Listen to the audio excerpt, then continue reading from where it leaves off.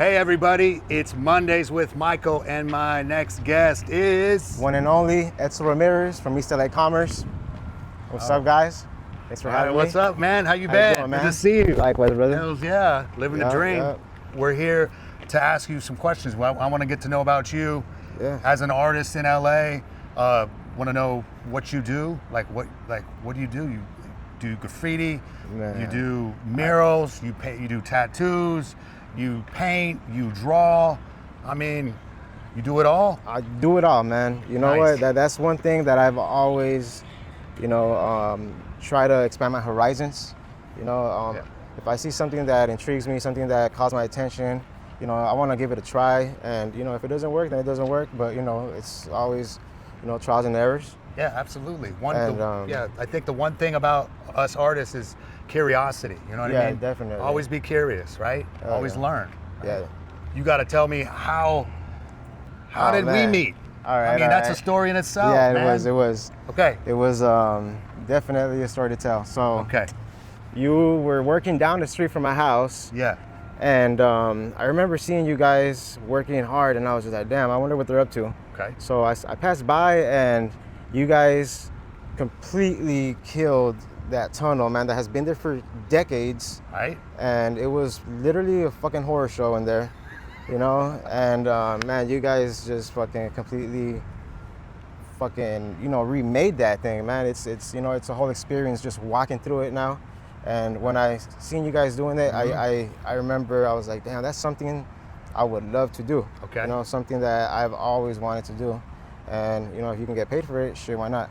So I walked up to one of your artists. You weren't around at the time, introduced myself. Paulo. Yeah. And, I gave him my number. I got your information. Yeah. I reached out to you, and another time, I guess you were probably there on site, and I walked up to you with my canvas. Yeah. And man, we had to create the opportunity. So this guy lives down the street. He walks in on the job site in the tunnel when we're painting. I'm seeing this guy. He's got a canvas of a beachfront landscape, like sunset. And I'm like, who are you? He's like, my name is Edsel Ramirez. I'm an artist. I want to work with you. And I said, well, step into my office. So we literally walked in the back of my truck. I set the canvas up, and I'm like, I'm critiquing it right now. I'm like, okay, I like this structure. And I'm like, okay. And then I asked him, I'm like, what do you want to do? And he says, this guy's like, I want to work with you. And then tell him what you told me. I told him, I want to paint. I want to work. I want to do this with you. And, it's something that I've always dreamt of doing, and something that was in my community. And I just felt very inspired from what he was doing. And, I wanted to be a part of that. So what do you got to do as an artist? Edsel took the initiative. You can't sit on your hands. As an artist, you got to knock on doors. You got to meet people. You got to create opportunity.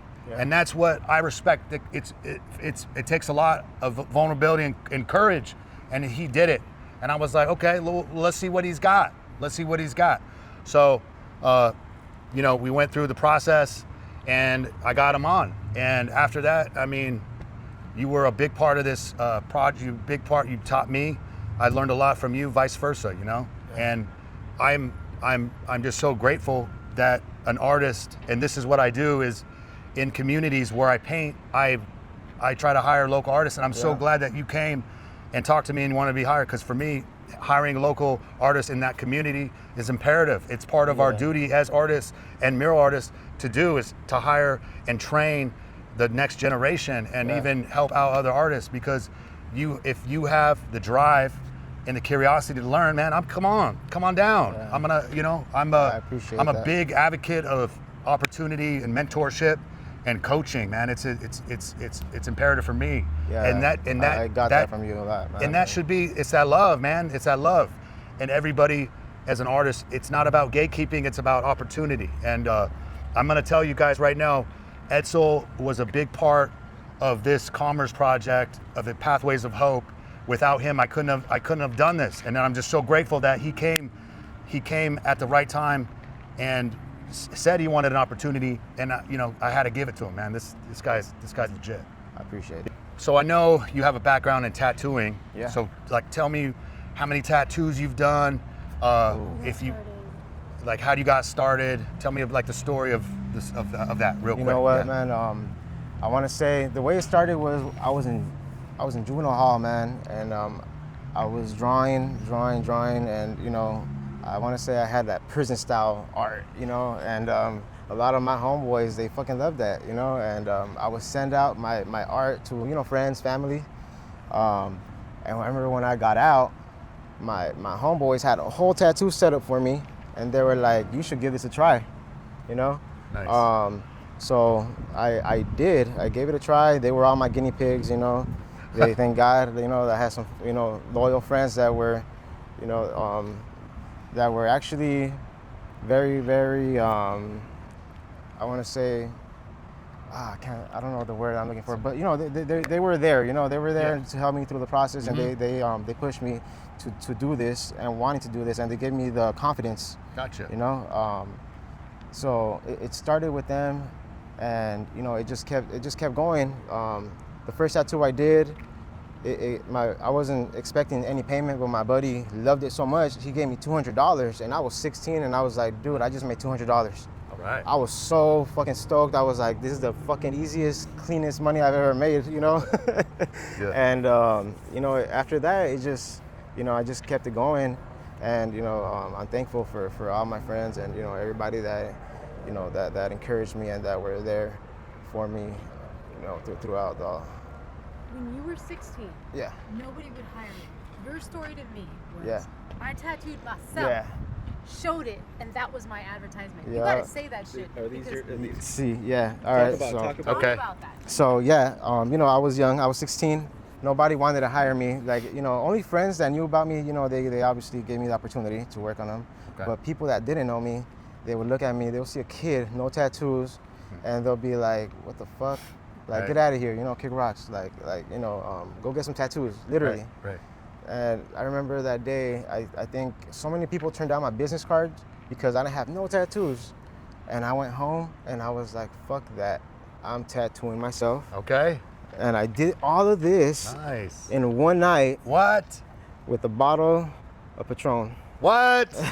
Damn. That's your first tat, bro? on myself. That's crazy, Yeah. dude. And Yeah. like, so as an artist, this is the hardest substrate to paint with. This is a live fucking living substrate. So tattooing artist is a It's a whole different is a- ballgame. Yeah, is a talent in itself. That's pretty Yeah. damn good. Is that an eye? Look at that, the rose. Yeah. Man, yeah. that's I crazy. try to. Yeah, That's dope. It's pretty. And that kind of got you credibility in the Yeah, tattoo in the community. tattooing You're like, oh, community, okay, you got yeah, tats. yeah. They're not bad. They look good. They look good, So yeah. you're like, They're okay, decent. and you did it yourself. And I did it myself, which is really, really hard to do with one hand. Yeah. Most artists Yeah. go for their legs and thighs because they can use both hands. But Yeah. it was hard, man. It wasn't easy. Okay, nice. So, okay, tell me about this. You started graffiti. You were doing Yeah, graffiti. I You were doing tags, and tell us about like you hit up freeways. I did it all, I mean, man. tell us I the think craziest story, man. I think I was into the thrill, the rush, the Yeah. adrenaline, of fucking getting away with something, and at that time, it was hitting up your local freeway, and I remember that day because it was probably the last time I did it, and yeah, so it started off with me and my buddy, we were drinking. We had bought a bunch of spray cans. We had over probably like 40 cans on us, and we're like, we gotta use these. And we started tagging on our freeway. It was late, maybe 2, 3 in the morning, and there's no cars, so we're like roaming the freeways up and down, crossing it like pedestrians that don't care and killing it. So I'm walking down the off ramp, like if I'm a vehicle, Yep. and a highway patrol comes, man, and he passes me by, and he kind of like stops at the end of the exit, Yep. and I'm like, oh shit, I have 2 spray cans in my hand that were full, Those were my 2 last spray cans, and I'm like just trying to, use them up as I'm going. And I'm just like, oh shit. And my only way out of that area of the freeway was to run towards the cops, man. So what I do is I fucking run as fast as I can towards them. And they're probably like, what the hell is this guy doing? Yeah. And so when I get close enough, these guys jump out of the vehicle, and I don't even know why, but something was like instinct, like throw that shit at them. So I grabbed the spray cans and I fucking, dude, like I don't play baseball, man, but this was like the perfect throw, like I hit the cop right in the face with 2 cans back to back, like bam, bam, Oh my God, that pissed him off. That pissed him off so much. Okay. So I took off running. I made it out the exit into the residential area, and oh my God, it was a shit show. I think the night prior to that, it must have been raining. There was a big old puddle of mud like this. So I'm running, right, and I slip. Oh. I get back up, I slip again, and I get back up, and I can't believe that I slipped twice, and I still got away from these guys. Nice. Yeah. And they start chasing me, and these guys are pissed, man. They're like talking all this crap, talking about I'm gonna catch you, you fat fuck. And man, it was scary, man, because they were really angry, and I would have been too. So I'm running as fast as I can. These guys are chasing me. One of them goes back for his car. The dude that's chasing me on foot, he grabs his big old flashlight and he throws it at me. Something tells me, look behind you. And I look behind me, and the flashlight was on so I could see it in the dark. And it almost hit me, but I literally dodged it by a hair, man. So I dodged the flashlight, and I'm running, and then I hear the cop fall behind me. This dude tripped over his flashlight. So this guy is pissed, man. This guy's even more mad. Yeah. And I get away, I hide. I was probably hiding for a good hour, man. And then some fucking, must have been a Chihuahua or something, because they don't shut the fuck up. And they kept barking and barking, and they gave me up, man. Oh. They snitched on me. The Chihuahuas. Yeah. It was some neighbor's dog or something, They gave me up on my little hiding spot. Okay. And when they caught me, oh man, they gave me the beating of my life. Oh. Yeah, man, I was so messed up, man. And obviously, they weren't gonna report that they hit me because I had just turned 18 at that time. Okay. So they take me to county. Yeah. I go to court. The judge is like, were you fighting in there? Or why are you so fucking beat up? And oh man, the only thing I told him was like, why don't you read your reports? Whoa. That's like, just being a little smart ass, I was like, why don't you read your reports? Like, it should be in there somewhere. Yeah. And the cop, the judge kind of got the hint. Yeah. And he was like, he's scanning through the report, and he was like, well, I don't see nothing here, Oh, And in that instant, he was just like, let him go. Oh. He was like, DA reject, you're free to go. Oh. No, like, nothing. no fees, nothing, man. Like, I was just like, whoa, like, okay. It's lesson learned. Yeah, lesson learned for sure. Yeah. Okay. Yeah, it was crazy. You cool with the thing? That thing hurt. Yeah. Okay, gotcha. Gotcha. Yeah. Great. Yeah. Should be all right. It's a little more to the left. Yeah. Oh, you're right. Perfect. Yeah. Perfect. All right. Yeah, man. There we go. So graffiti was. That was it. Yeah, that was the last of my graffiti days. I hear you. It brought me a lot of trouble, but honestly, that's what's, it started the curiosity of painting, with cans, and it's fun, if you do it legally now, because you don't want that type of problems. Gotcha. Where are you at now? What are you doing? How's your artistry? How's the brand? What's the next kind of big things for you? What are you doing? All right, man. Talk to me. Right now, I went back to tattooing for a bit. Okay. I've been painting canvases. All right. So right now I'm starting to make some money painting some canvases for a small community that's like in my uncle's thing that he loves this is legal, obviously, Yeah. not in the U.S. but in Mexico. Yeah. He fights roosters. Okay. Yeah, man. So Cockfighting. cockfighting. Yeah. Yeah, man. So Cool. his buddies, they got money, and Nice. it was his birthday recently, so I made him a canvas Dope. of some cockfight, and he fucking loved it, Okay, man. right on, man. So he showed it to all his buddies, and they're Yeah. like, we all want something, Right. So Nice. I was trying to find, something, where I could sell my canvases, my paintings, Yeah. and I kind of just started doing the roosters, because I Nice. was born in the year of the rooster, the Okay. Chinese zodiac, Yeah. and I didn't do it, purposely, but it kind of just came together, and Nice.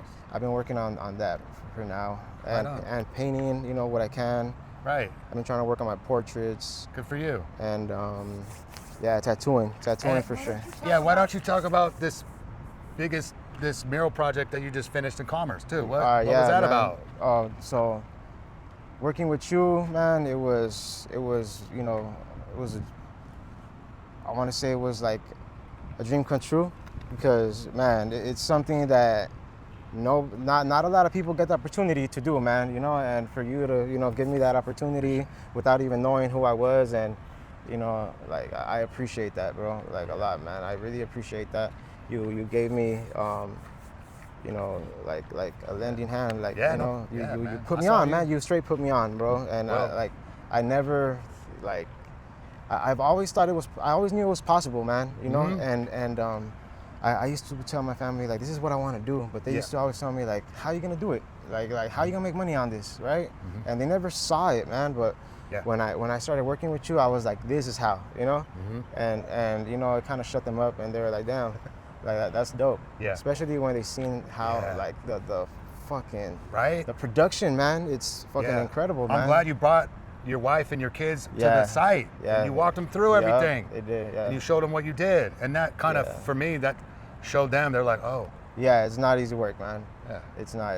Dude, I want to say that I probably it's probably like one of the hardest work that I've ever done. Yeah. I threw you in the deep end of the pool. You did. And this guy fucking swam like a champion, like like an Olympian swimmer.